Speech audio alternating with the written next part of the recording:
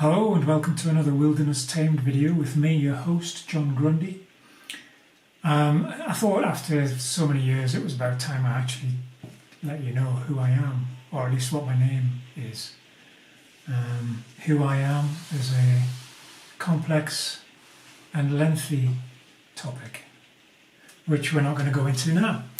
So it's another winter indoor chat. As you can possibly hear, it's piddling down with rain again, but then we are in the midst of a full moon phase. Not that that seemed to matter in the slightest during the whole of October, and so it seems for most of November. We've had a few bright days. In fact, today I was outside working this morning and it was bright and breezy. And now it is not so much bright and breezy, more dull and wet. But it is a little chilly, to say the least. So what's today's topic? Well, I'll tell you after the credits. Pause for credits.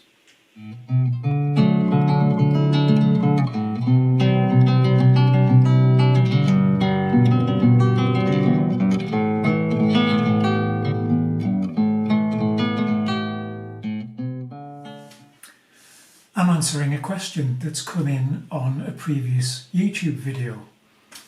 This could be an ongoing theme. I hope it is, because I did suggest that people write in with questions that I could answer in video format. So this is coming from Katie Eckert 1898, which I presume is her birthday. And Katie asks, I have a south-facing back garden which receives sunlight during the entirety of the day and is especially hot during the summer months, especially for the last few years. I was hoping to plant herbs, veg and flowers in some plant boxes where there is very little shade. What native flora do you recommend? Okay, that'll be for the flowers, I guess, and possibly some of the herbs as well. And veg, okay. Herbs. Let's go with the herbs first. I don't need to have my glasses on for this. But so thanks for your question. Herbs-wise, so remember that most herbs are of Mediterranean origin. At least the kind of herbs we consider as culinary. So your lavender,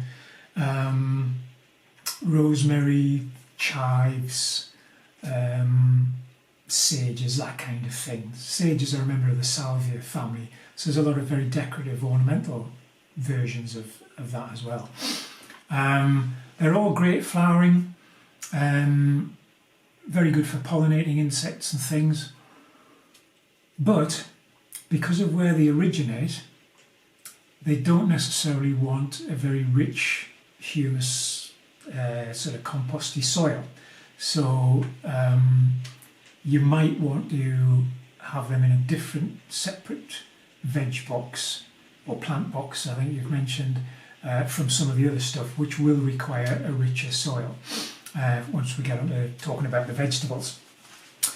So your sort of kitchen herbs, like the ones I've just mentioned, you can include basil and borage, bergamot, oregano or oregano, you know, that being an herb because H is silent in the English language, in some words, but not herbs. Just a note for our American audience. Love you and thank you for being with us. It means a great deal. It's great, but you do mispronounce stuff like really badly.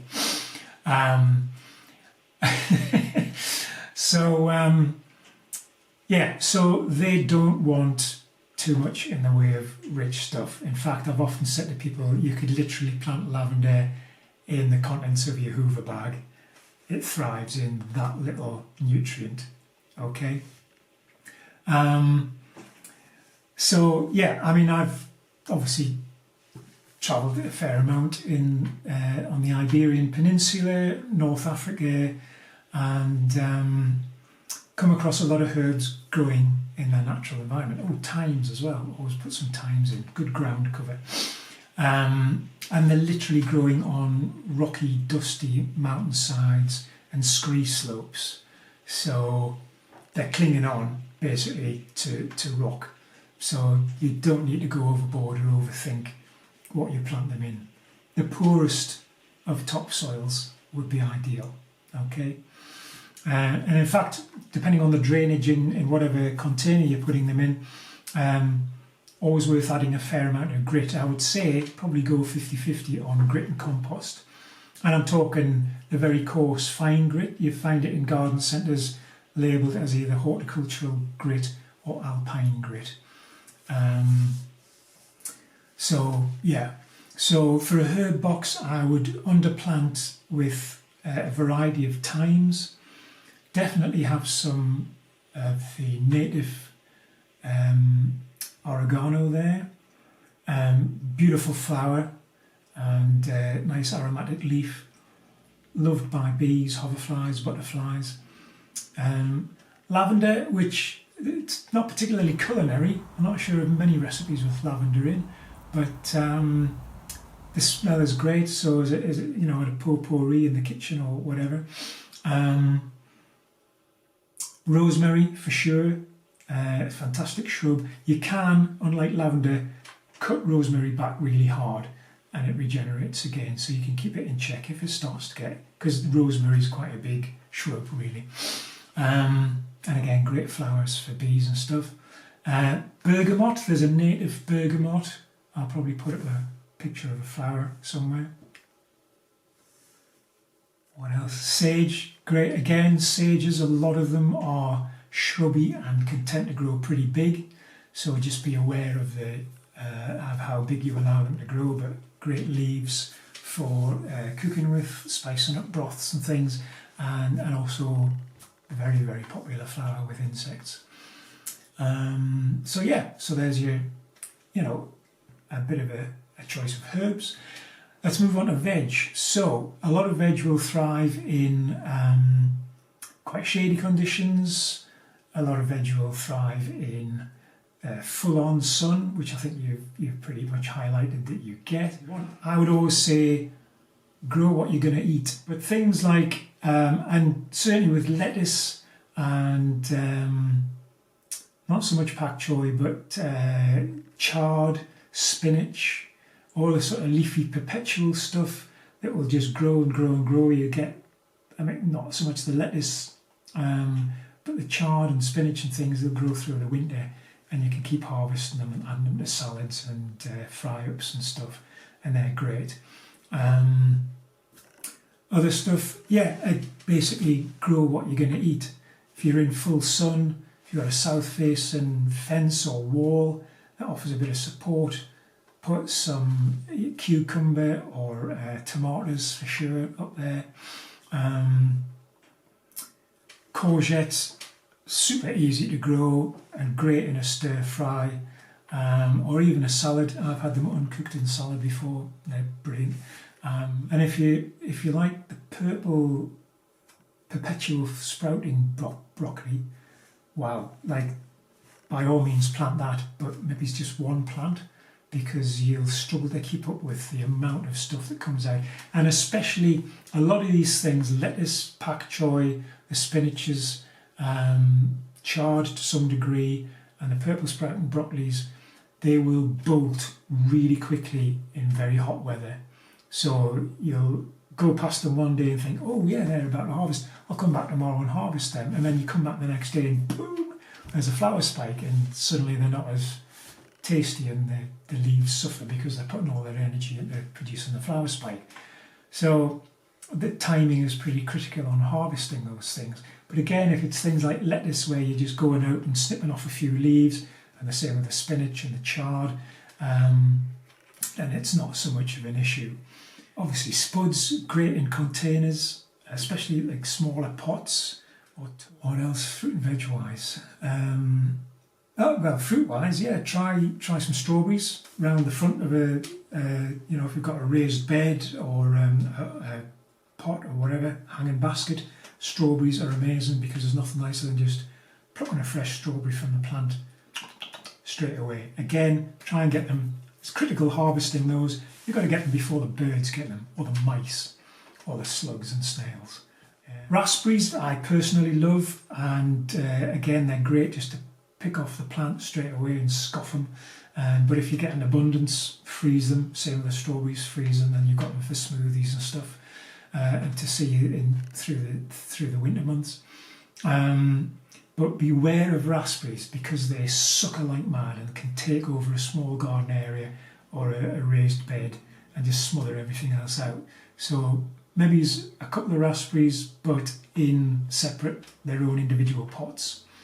They're not as an attractive plant to look at aesthetically, but nothing to stop you growing something else up them.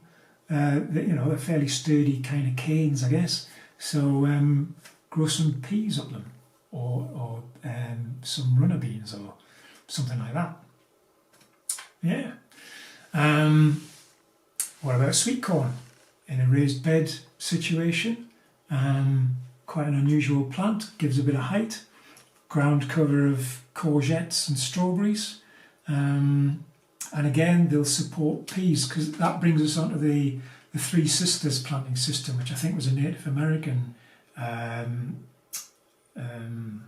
idea. I wanted to use a more elaborate word, but I can't think of what it is. And they'd grow these three plants together, but it was mainly some form of squash, big leaves and rambles all over the ground, smothers out the weeds. Sweet corn for the height and support for peas and beans. So you get three things all grown together in quite a small condensed area. And it's a great low maintenance way of like companion planting. In amongst your veg, talking of companion planting, yeah, put in some flowers to draw in predators like your ladybirds and hoverflies, which the larvae of which will mooch around on your plants and scoff up all the aphids and mealybugs and whiteflies and that sort of thing.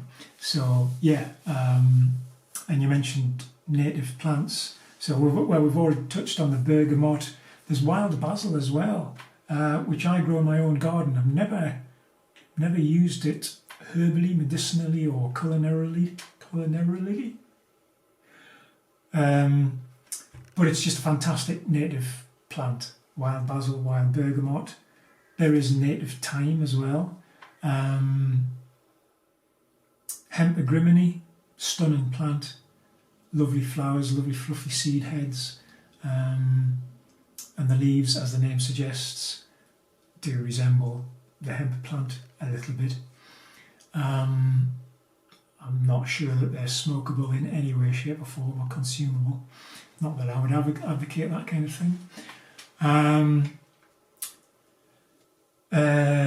have to keep looking outside my own garden, and then kind of certain areas of the garden will trigger a memory of, oh yeah, what's growing there? Scabious, the field scabious, small scabious, greater knapweed, beautiful plant.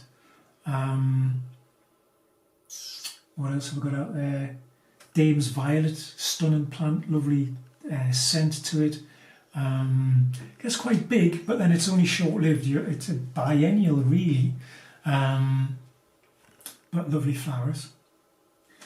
And but it forms a big sort of rosette of leaves, quite fleshy leaves, in the first year. But yeah, if you're careful, you just let it go to seed, and you'll get new ones, and it'll perpetuate over the years. Honesty, it's a lovely spring flower, and it's got those lovely sort of papery disc flower seeds. If you do have a shady spot, why not put a couple of ferns in? They're pretty much indestructible. No pests really affect them to any great degree.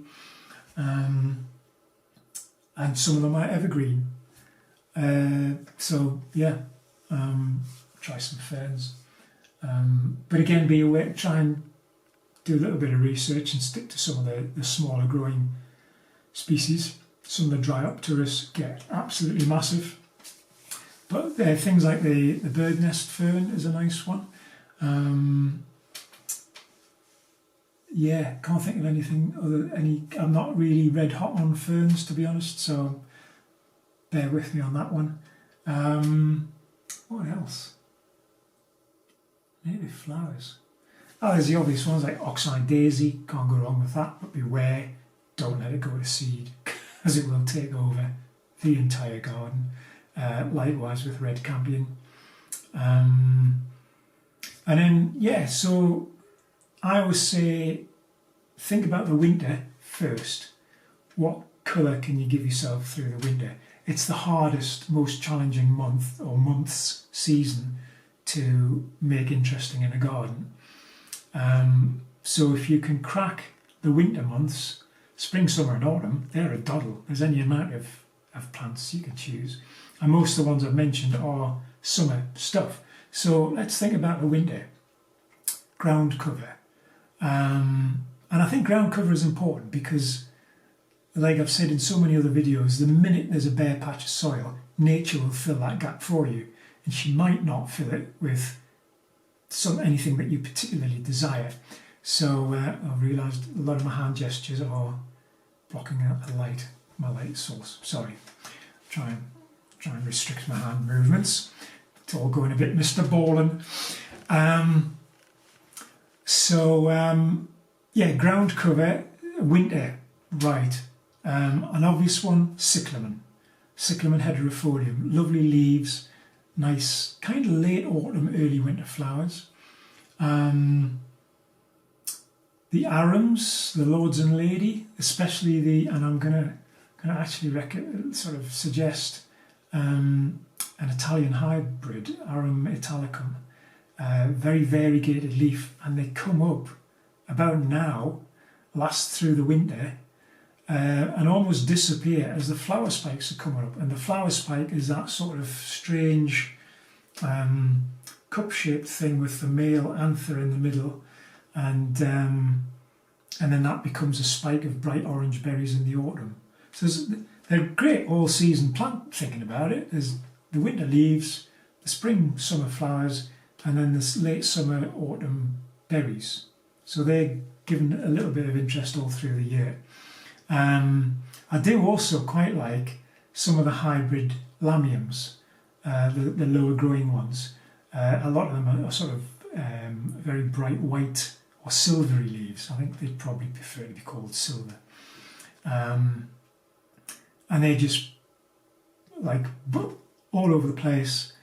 Not great on flower, you get a few, and then usually quite sort of deep magenta or pinkish flowers, but you just get this nice carpet of dense silvery leaves, a little bit of green variegation around the edges and that sort of thing. There's a ground cover comphry, the symphytum, which flowers for months and months and months. Great value, loved by bees. What was the other thing I just thought of with that lot? Oh, Ajuga reptans, which is the native buglos. Bugle, not buglos, that's a different thing altogether.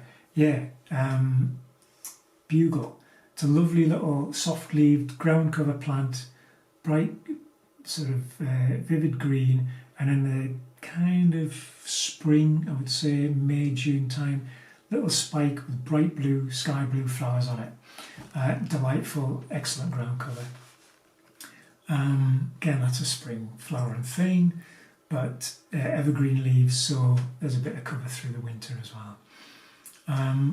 Before you put any of these things in, and I hope you haven't paused the video at this point to rush out of the garden centre and buy all these things and then come back, but I would always think about bulbs first. The bulbs want to go in first because you're planting them the deepest, and once they're in, they're out of the way and you forget about them. I'm recording this video in November, which is when just literally you've just posted this comment up. So you might still get some bargain bulbs from some suppliers. A lot of the sort of supermarket-y garden centres might still have some, but they'll be selling them off cheap, which is always a good time to get them. But it might be worth waiting until the spring, and you can buy the bulbs in the green, so that's when they're actually actively growing, or at least full of leaf. And then you can see exactly where you're putting them, because quite often you plant bulbs and then you come back to plant your spring stuff and you think, oh, where are the bulbs? Because you didn't mark them with little canes or sticks or anything, because like, who has the time? And then you end up digging half your bulbs up as you're planting other things. So yeah, planting the bulbs in the green is actually quite a good option. They're generally a bit more expensive though. Getting some early spring flowering stuff, and I'm thinking native-wise, primrose and cowslips are great. Can't go wrong with them. Oh, white dead nettle. I love white dead nettle. Lamium album. It's a common hedgerow plant, but it flowers for ages. It's attractive foliage. And just, yeah, bees go absolutely nuts for it. They're really, really lovely little, either pure white or shell pink, snapdragony type flowers, very, very small, in little clusters up the length of the stem. Stunning ground cover woodland plant. Does well in sun, shade, whatever you can throw at it, it'll grow. So yeah, that's a great plant. And then yeah, then you're kind of getting into sort of more like the springy stuff.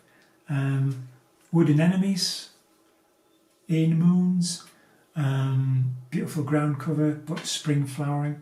And then they kind of just disappear again during the midsummer by sort of June. Well, no, by July, August, there's no sign of them ever having existed. And they spread over years and years and become more and more floriferous. Oh, and if you've got raised beds, so everything's kind of restricted, put in some wild garlic, because culinarily, wild garlic is stonking. It's got a much stronger flavour than kind of shop-bought culinary garlic. The bulbs are edible, the leaves are edible in a salad, the flowers are edible, but like, really, you get a good hit from the flowers. So yeah, wild garlic is great. It scents the air during May, June when it comes up. If you probably walked through a woodland and just got that overwhelming waft of wild garlic. I love the stuff. I've got it growing in my garden, and it can go as nuts as it wants to.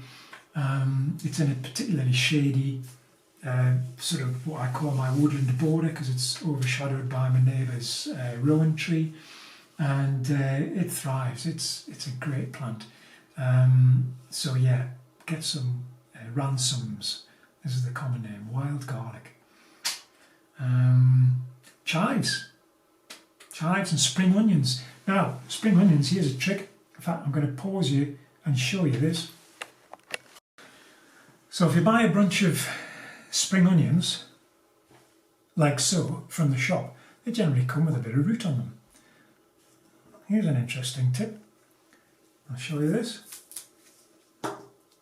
Pop that either direct in the soil or in a glass of water until some new little green shoots start to appear from the tip, which they will in a matter of minutes, and planted them in the garden. So buy a couple of bunches of spring onions. You can use all the top bits in your salads and things and your cooking. Just as much flavour, but keep these bits and you've got then an endless supply of spring onions, because you just go out and, same as you do with chives, just chop the tops off and always leave that bit in and it regrows again. Doesn't work with onions, but spring onions and chives, brilliant, and grow them. And again, chives, amazing flowers, those little purple pom-poms, great for bees, hoverflies and butterflies and moths. Okay, so now the dining room smells of spring onions. Yeah, back to flowers. yeah, all kinds of stuff. Just make sure that whatever you get are true British natives. You've mentioned that you live in, close to me, northeast of England somewhere. You haven't specified, probably a good thing. Yeah, there's plenty of local seed suppliers. Oh yeah, me being one of them. Have a look at my my website.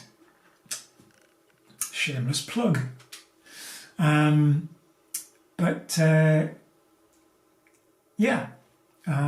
There's all kinds of stuff. Jacob's ladder, beautiful perennial plant. And here's another one that I might recommend as a native plant and great in a salad and good for bees. Dandelion. I know. It'll stop you there before you lose it completely. But dandelion leaves, just continually pluck them, put them in a salad, really, really nice salad green. The flowers are edible. Not the milky stalk, the flower stalk, avoid at all costs because it's horrible. Yeah, but just nip the flower heads off. If you get enough flower heads, there's even vegan honey you can make from boiling dandelion heads, if you could ever be bothered with that. I did attempt it once, but used completely the wrong kind of sugar, and it was awful. Yeah, and dandelions are really deep-rooted, and the other benefit of having, and again, this is a sort of companion planting in amongst your other vegetables, the deep root of the dandelion brings up a lot of nutrients to the surface layer of soil that are then released and accessible to other plants. So it's a very helpful plant. And they do a very specific job in a soil situation.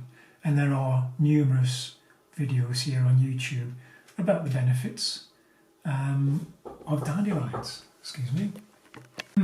Yeah, rattled through quite a lot of stuff there. I hope that's given you a few ideas, a bit of inspiration, and I hope to see your order for wildflower seeds coming through very soon. Yeah, that was kind of it. It's been a really nice way of answering a question, way more in depth than I could possibly type out in the comments on a YouTube video comments box. I'll try and list as many of these things as I can remember in the comments or in the description below the video itself, so that you've got that to look back on as a reference point, as a shopping list, let's say. But yeah, I mean, there's way more veg I could have listed, but then again, it's no point listing lots and lots of veg that you maybe have no interest in whatsoever and would never eat, and would, you know, like I say, some of them are just going to give you a glut of harvest all at once, whereas some of the more leafy greens are a bit more perpetual, and you can kind of snip away at them as and when you want. Okay, so yeah, I hope that's been useful. Kadiak 1898. That's quite an age. Well done. And yeah, I hope that's been helpful to some of the rest of you, other than just the person I'm directing this response to. If anybody else has any other suggestions, please feel free to dive in on the comments and say, oh, you didn't mention blah blah blah, this is a great fruit or vegetable or whatever for growing in a sunny south-facing garden. Bearing in mind that, yeah, obviously the person asking the questions in the northern hemisphere, some of you might have lovely sunny north-facing gardens if you're in the southern hemisphere. Sorry to offend any flat earthers amongst you. So yeah, see you in the next one. Click subscribe, tickle the bell, blah blah blah blah blah blah. Go out there and get grubby, enjoy yourself outside, and I'll see you in the next one.